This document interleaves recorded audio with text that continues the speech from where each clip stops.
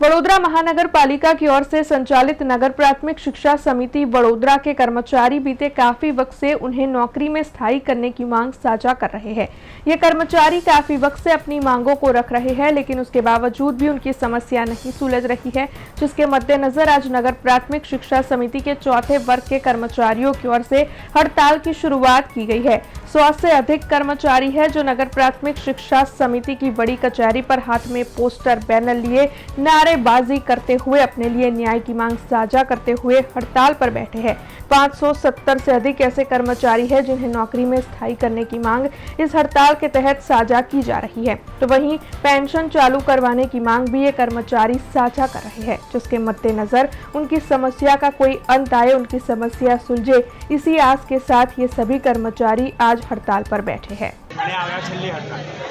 કાયમી ઓર્ડર જ્યાં સુધી ના મળે ત્યાં સુધી નહીં થવા અને આ વખતે અમારો એક જ વિષય છે કે 570 કર્મચારી એનો કેસ અત્યારે હાઈકોર્ટમાં પેન્ડિંગ છે, ફાઇનલ હિયરિંગમાં છે। એમાંના પૈકી 4 કર્મચારીઓ શિક્ષણ સમિતિના કોર્પોરેશનના મિલીભગતે કાયમ કર્યા બાદ એ કર્મચારીઓને ડ્રાઈવર તરીકે ત્રીજા વર્ગમાં ભરતી આપી। એક કર્મચારી 4માંથી નિવૃત્ત થયો, એને અત્યારે પેન્શન આપે છે। તો અમારી માંગણી એટલી જ છે કે એક કર્મચારીને જેવી રીતે કાયમ કર્યા, જેવી રીતે પેન્શન આપો એવું અમે 500 કર્મચારીને આપો કરી છે। એનો જવાબ આવશે જો કાયમી કરવામાં જે અધિકારી પરમેશનની કાર્યવાહી ભરતી ચાલુ થશે। કર્મચારી નથી, હાલ 105 કર્મચારી રહ્યા છે। પછી આ લોકો શું કરે છે કે આઉટસોર્સિંગથી ભરતી કરે છે 7000ના પગારમાં। એટલે સ્કૂલોમાં કર્મચારી 7000માં તો છે જ અત્યારે। એટલે અમે જે કાયમી કર્મચારી ના હોય એને ઉચ્ચક હોય તો ફેર તો પડવાનો। માંગીએ છીએ કે આટલા વર્ષોની અમારી નોકરી થઈ તો પણ કાયમી કર્યા નથી, અમને પેન્શનનો લાભ મળતો નથી।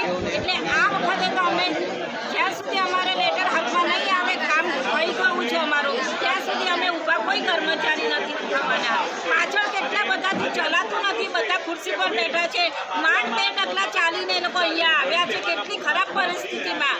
તો એમની બધાની હાલત કેવી હશે? પેન્શન તો જોવું જોઈએ, પૈસા હોય તો તમે દવા કરી શકો, દવાખાને જઈ શકો। આજે એ લોકોની પણ આટલા વર્ષો માટે ઉચકી કેટલી બધાએ મહેનત કરી છે, એમને કંઈ નોકરી નથી કરી। બધા કર્મચારીઓની હાલત, ઘરની, શરીરની, બધાની હાલત ખરાબ છે। એટલે હું એ કહેવા માંગુ છું કે અમારે પેન્શનની જે બાકી છે એમને કાયમી કરો। पेंशन पैसा हमारे જોઈએ એટલે જોઈએ જ, અમે ઊભા નથી થવાના। हमसे जुड़े रहने के लिए हमारे YouTube चैनल को सब्सक्राइब करें और नई वीडियो की नोटिफिकेशन के लिए बेल आइकॉन को दबाएं।